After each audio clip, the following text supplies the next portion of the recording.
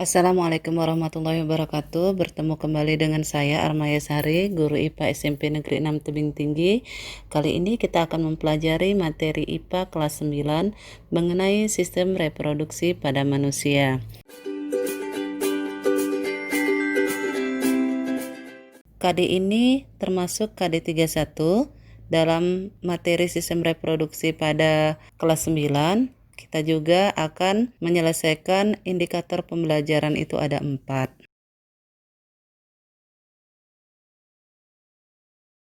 Apa itu sistem reproduksi?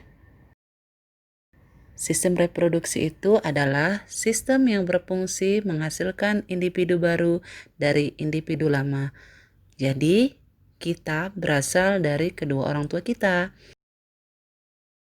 Nah, sekarang apa sih organ penyusun reproduksi pada manusia? Di sini kita akan membahasnya satu persatu ya. Yang pertama, kita akan membahas tentang organ reproduksi pada perempuan dan laki-laki. Pada laki-laki, organ reproduksi itu ada organ reproduksi bagian dalam dan bagian luar. Pada perempuan juga sama, ada bagian dalam dan bagian luar. Yang pertama yang akan saya bahas di sini adalah organ reproduksi pada laki-laki. Organ reproduksi pada laki-laki bagian luar terdiri atas penis dan skrotum, bagian dalam terdiri atas testis, vas deferens, ureter, dan kelenjar reproduksi. Kelenjar reproduksi ini terbagi 3. Yang pertama, vesikula seminalis, vesikula prostat, dan kelenjar Kaufer. Nah, di sini ada keterangan saya berikan tentang saluran sperma. Jadi, di dalam tubuh seorang laki-laki itu ada saluran sperma yang berfungsi sebagai pengeluaran sperma setelah pembentukan sperma. Dan proses spermatogenesis terjadi juga di dalam tubuh seorang laki-laki. Selanjutnya adalah alat reproduksi wanita atau perempuan. Alat reproduksi perempuan bagian luar terdiri atas vulva, bagian dalam terdiri atas ovarium dan saluran kelamin. Saluran kelamin terdiri atas 3 bagian, tuba falopi, uterus atau rahim, dan vagina. Nah, di sini kamu lihat organ reproduksi pada perempuan. Sudah jelas ya? Baru kita akan bahasnya satu-satu. Yang pertama kita akan bahas tentang ovarium. Ovarium adalah organ reproduksi bagian dalam. Apa itu ovarium? Ovarium adalah indung telur yang berfungsi menghasilkan sel telur. Jadi, sel telur ini adalah yang akan bertemu dengan sperma nanti. Akhirnya nanti dia berkembang menjadi embrio. Yang kedua, ada rahim.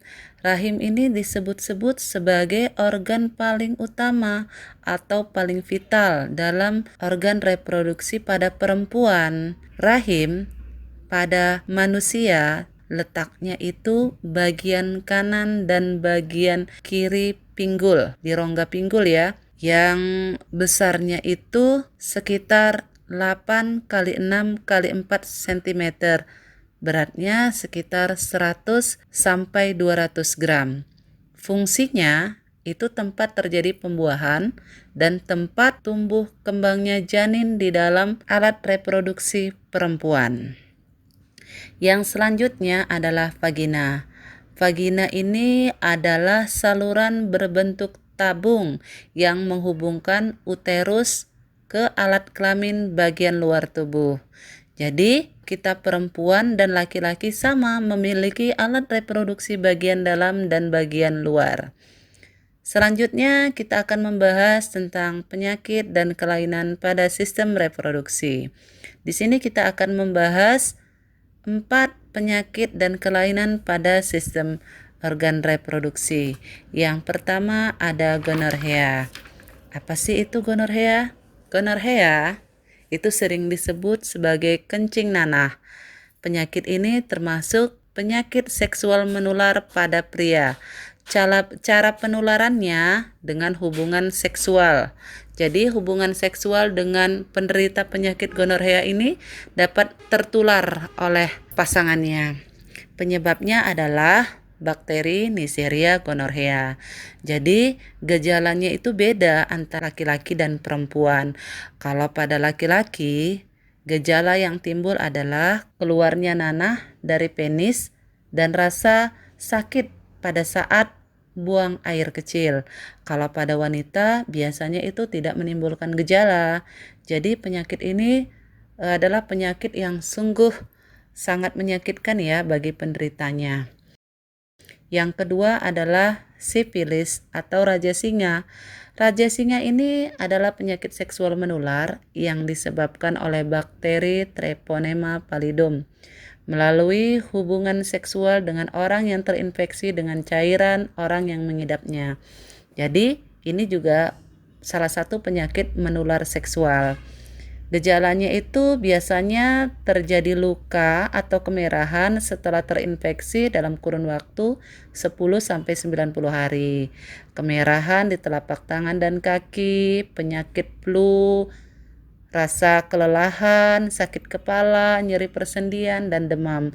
Ini adalah salah satu ciri-ciri orang yang terjangkit penyakit sifilis atau raja singa. Yang ketiga adalah herpes simplex genital.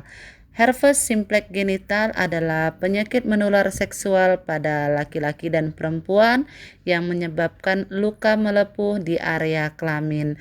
Namun penderitanya biasanya tanpa gejala. Yang keempat adalah HIV atau AIDS. Jadi HIV atau AIDS ini adalah penyakit yang menyerang kekebalan tubuh manusia atau penderitanya yang mengakibatkan kekebalan tubuh penderitanya ini menurun drastis dan menyebabkan banyak gejala, dan sampai saat ini belum ada obat untuk menyembuhkan penyakit AIDS ini. Yang selanjutnya adalah bagaimana cara kamu sebagai remaja menjaga kesehatan organ genitalmu agar tetap sehat. Jadi kesehatan reproduksi remaja adalah kondisi yang menyangkut sistem fungsi proses reproduksi yang dimiliki oleh seseorang remaja seperti kamu saat ini. Langkah yang bisa kamu lakukan untuk menjaga organ reproduksi kamu itu, yang pertama, kamu harus menjaga kebersihan pakaian kamu, terutama adalah pakaian dalam. Cara menjaga kesehatan organ reproduksi ini dengan cara memilih pakaian dalam yang bahannya itu mudah menyerap keringat, tidak ketat, dan pas ukurannya. Yang pertama itu yang perlu kamu perhatikan. Selanjutnya yaitu kamu harus selalu mengganti pakaian dalam kamu minimal 1 hari 2 kali. Yang perlu kamu harus perhatikan adalah harus nyaman dan tidak lembab. Jadi itu ya yang perlu diperhatikan dalam menjaga organ reproduksi pada remaja, terutama pemilihan pakaian dalam. Yang kedua, membersihkan alat kelamin dengan air bersih setelah buang air besar atau buang air kecil, dan keringkan alat kelaminmu dengan menggunakan kain yang bersih dan tidak lembab. Karena kondisi yang lembab akan mudah menyebabkan terinfeksi jamur atau bakteri. Jadi kamu sebagai seorang remaja itu yang perlu kamu perhatikan dalam menjaga organ reproduksi kamu. Bagi kamu perempuan, saat kamu menstruasi, langkah yang harus kamu lakukan adalah pilihlah pembalut yang aman, yang tidak mengandung bahan klorin atau pemutih, yang harus bersih dan higienis. Gantilah pembalutmu sesering mungkin dan bersihkan organ kewanitaanmu dengan kain yang bersih dan sabun. Selalu membawa pembalut atau pakaian dalam ganti apabila kamu melakukan aktivitas yang lama di luar rumah. Jadi, saat kamu menstruasi, hal yang perlu kamu hindari adalah yang pertama, hindari makanan-makanan pedas, aktivitas fisik itu kamu kurangi, minum obat herbal. Yang harus kamu lakukan untuk menjaga organ reproduksimu supaya tetap sehat ketika menstruasi, yang pertama, mengkonsumsi banyak air mineral yang hangat, dan banyak mengkonsumsi vitamin seperti sayuran dan buah-buahan. Yang perlu kamu perhatikan dalam menjaga kesehatan organ reproduksi kamu, yang pertama, kamu harus melakukan pemeriksaan rutin. Pemeriksaan rutin ini dapat kamu lakukan dengan sendiri. Yang pertama, lakukanlah pemeriksaan rutin di bagian organ genital kamu apabila ada perubahan seperti bencolan, kemerahan, berbau yang tidak sedap, maka kamu harus mengecek ke dokter atau tenaga kesehatan yang ada di sekitar kamu. Jadi, apabila ada perubahan seperti yang saya sebutkan tadi, segeralah untuk memeriksakan organ genitalmu. Mungkin itu saja materi kita hari ini mengenai sistem organ reproduksi. Tetap semangat, jaga kesehatan, dan harus tetap berolahraga. Assalamualaikum warahmatullahi wabarakatuh.